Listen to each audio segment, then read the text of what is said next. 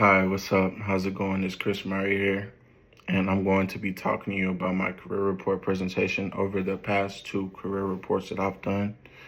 And I've interviewed two of my former high school coaches and two of my current coaches here at Auburn. And the reason I've chose this direction of just interviewing my coaches is because football is bigger than just us going out there, putting helmets on and hitting each other. Like, it actually teaches you life skills and how to develop and become a better person in the real world. So that's why I've leaned towards interviewing two of my high school coaches for my first career report, and for my second, my current college coaches, to get different views and different aspects of how did they become to where they're at now. For my first career report, the first interview that I did with was my head coach, Coach Wiley. He's currently at Coppell High School right now in Texas. That was probably my best friend. That was my go-to guy. It was times where I didn't have a place to stay, I didn't have food to eat, and I stayed at his house. Like, he was my mentor. He played in the NFL, where I'm trying to reach my goals to play to the NFL, but that was my main man. Like, he helped me be successful in different ways. He's like, I've never done track a day in my life. I've never ran track, or I've never powerlifted, and he brought that out of me to be a different person. Just find different ways to make myself successful.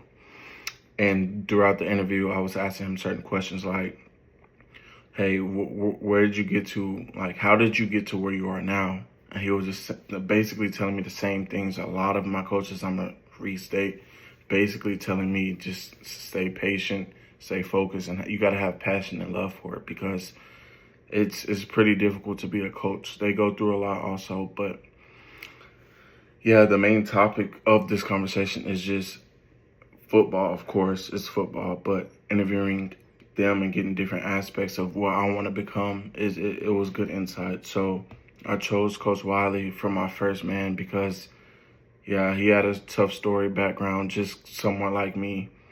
And then my second coach that I interviewed was Coach Bell. Coach Bell was he's actually an uncle to me, like my uncle, because my dad and him, they're literally classmates. And there was times where he was sleeping on the couch when I was a kid, and I didn't know it. I did not know it. I guess I was too young to really know what's going on, but Coach Bell was like actually my uncle. And throughout high school, him and Coach Wiley, I don't want to say that they were just being picky and picking on me. That's how I thought it was, but I was young. But they actually wanted me to be.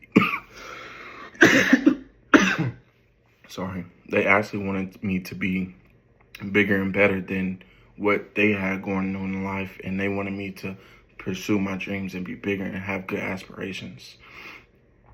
The two other interviews that I did for my career report too was my coach here. My position coach here is Coach Rock. His name is Coach. I don't know.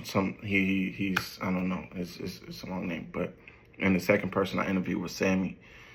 Unfortunately, Sammy literally just resigned. I want to say a week ago, because he wanted to find different aspirations. He's marrying his wife, and they think his career and help their family will be better off doing what he was doing in school. So he eventually left us. But reasons I went from my high school coaches to my college coaches is because it's a whole different ball game. My coach, Coach Rock, basically, he started out at the high school level. The two interviews I've already did, and I already got insight on what he was going to say a little bit. He started off in high school, and the salary was like 30,000 to 40,000 a year. He started in high school making money, went to college on an internship making no money.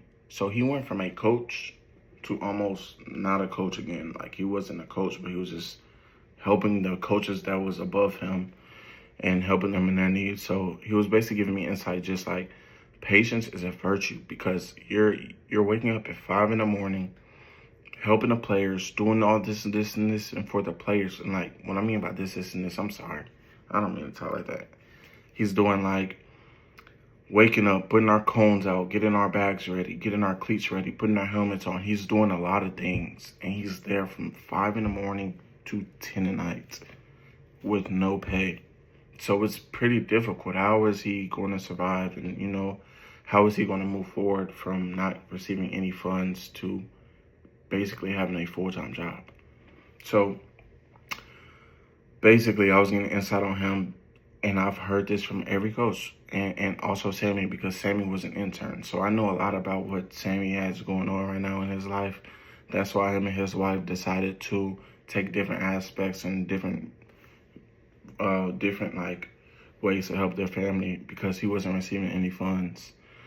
So if I'm going to boil down this story, from all 4 interviews, I've learned that coaching is way more than just calling plays. Like it's about the passion, the love, the help that you make these players better. You're helping these players to become men, like to help their family, help them develop. And it was a point in time, like I've stated, I didn't have nowhere to stay when I was in high school. Kids go through hardships. As a coach and you're a big mentor to that kid, it's so life-changing. Like, I can't express how much my coach has done for me in my life. I don't think I would be in the situation I'm in or the position I'm in right now without having coaches. And I also want to give that feedback on to younger children, or not even just children, younger players, people younger than me. And I have the knowledge. I want to give back to those who didn't have anything as well as me. And it helped me to be the man and the person I am today. And I just thank coaching. I just thank a lot of my coaches. I thank them so much. And that's the reason I chose to do this interview. Thank you. It's Chris Murray.